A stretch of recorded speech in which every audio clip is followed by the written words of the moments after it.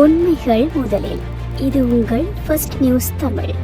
இன்று 2026 ஜனவரி 3.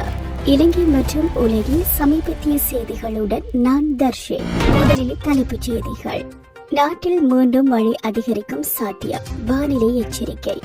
தாக்குதலுக்கு உள்ளான 14 வயது சிறுவன் உயிரிழப்பு, விசாரணை தீவிரம். விளையாட்டு அபிவிருத்தி திணைக்களத்திற்கு புதிய பணிப்பாளர் நியமனம். கிரீஸிலே உலுக்கிய சாலை விபத்து, 11 பேர் பரிதாபமாக பலி. ஏமனில் சவுதி குண்டு மழை, 7 பேர் உயிரிழப்பு.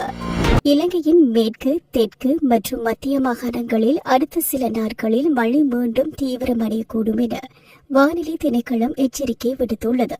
மலையக பகுதிகளில் நிலம் ஈரமாக இருப்பதால் மண் சரிவு அபாயம் அதிகரிக்கும் எனவும் தெரிவிக்கப்பட்டுள்ளது. மக்கள் எச்சரிக்கையுடன் இருக்குமாறு அறிவுறுத்தப்பட்டுள்ளது. சமீபத்தில் தாக்குதலுக்கு உள்ளான 14 வயது சிறுவன் ஒருவர் சிகிச்சை பலனின்றி உயிரிழந்துள்ளார். இந்த சம்பவம் தொடர்பாக போலீசார் விசாரணையை தீவிரப்படுத்தியுள்ளனர். சம்பவத்திற்கு காரணமானவர்கள் சட்டத்தின் முன் நிறுத்தப்படுவர் என அதிகாரிகள் தெரிவித்தனர். இந்த சம்பவம் பொதுமக்களிடையே பெரும் அதிர்ச்சியை ஏற்படுத்தியுள்ளது. விளையாட்டு அபிவிருத்தி திணைக்களத்திற்கு புதிய பணிப்பாளர் நியமிக்கப்பட்டுள்ளார். இளைஞர் விளையாட்டு மேம்பாட்டு, தேசிய விளையாட்டு கட்டமைப்பு மற்றும் சர்வதேச போட்டிகளில் இலங்கையின் பங்கேற்பை மேம்படுத்துவதே அவரது முக்கிய இலக்காக இருக்கும் என தெரிவிக்கப்பட்டுள்ளது.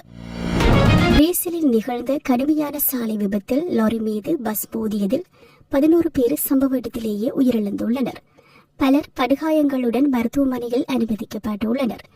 அதிவேகமே விபத்திற்கான முக்கிய காரணம் என ஆரம்பகட்ட விசாரணைகளில் தெரிவிக்கின்றன. ஏமனின் சில பகுதிகளில் சவுதி தலைமையிலான கூட்டணியின் வான்வழி தாக்குதல்கள் நடத்தப்பட்டுள்ளதாக தகவல். இந்த தாக்குதல்களில் குறைந்தது 7 பேர் உயிரிழந்துள்ளனர். பலர் காயமடைந்துள்ளதாக உள்ளூர் அதிகாரிகள் தெரிவித்துள்ளனர். இந்த சம்பவம் அந்த பகுதியில் பதற்றத்தை மேலும் அதிகரித்துள்ளது. ஏமன் நிலைமை தொடர்பாக சர்வதேச மனித உரிமை அமைப்புகள் கவலை வெளியிட்டுள்ளன. பொதுமக்களுக்கு பாதுகாப்பு முக்கியம் என வலியுறுத்தப்பட்டுள்ளது. இன்று நாட்டின் மேற்கு, தெற்கு மற்றும் மத்திய பகுதிகளில் இடியுடன் கூடிய மழை பெய்யும் வாய்ப்பு உள்ளது. மலையக பகுதிகளில் மண் சரிவு அபாயம் தொடர்கிறது.